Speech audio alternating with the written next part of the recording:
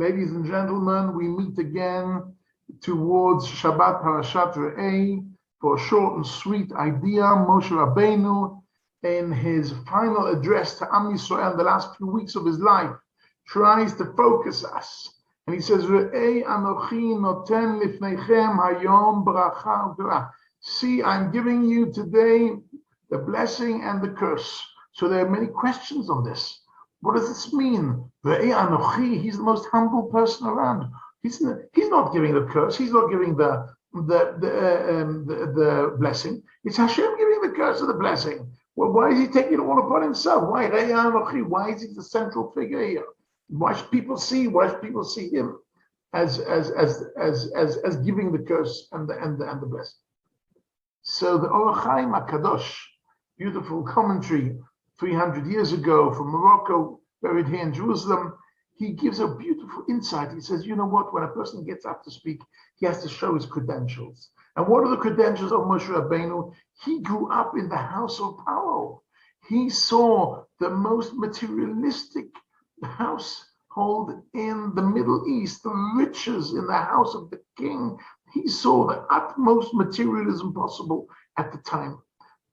But Moshe Rabbeinu also went up to Har Sinai, and he was up there 40 days and 40 nights, and he wasn't in this world at all. He was in the next world. He was fully engrossed in spirituality.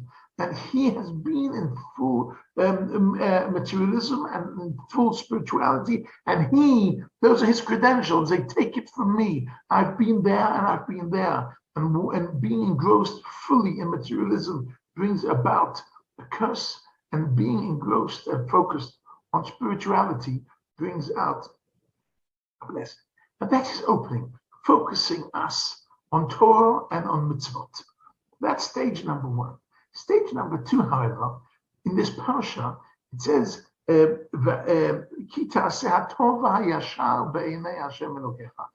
we've taken the right direction. We're looking at spirituality. But spirituality has two sides to it. And that is a moral balance. We have to make a moral balance between Hayashar v'Hatov, says Rashi. Hatov means Be'enei Shamayim, Hatov, what is good between us and God.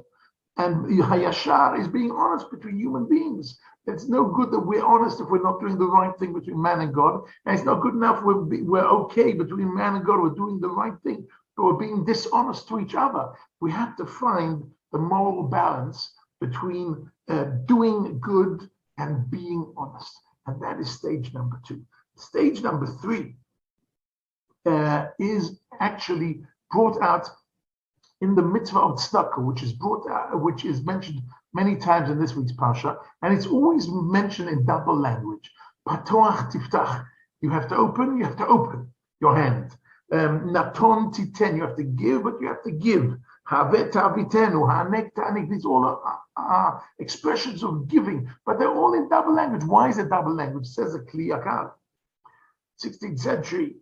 It says a beautiful idea, because when we give, there are two sides to giving. One is, it's a mitzvah to give, so I'm giving, which is between man and God.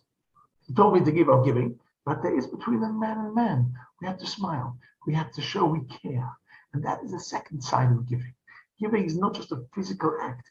It's also interpersonal interaction with somebody. You're showing them that you're not giving them just because it's a mitzvah. But I'm showing them you'll do it because I care. And therefore, these three stages really focus us as we come towards Elul and Rosh Chodesh Elul at the beginning of next week. And we're coming towards Slichot, we're coming towards Tshuva. And Moshe Rabbeinu is focusing us, and it's not by chance Parshat Re'eh, who is just before Rosh Chodesh Elul, to refocus us. What are really the main things in life?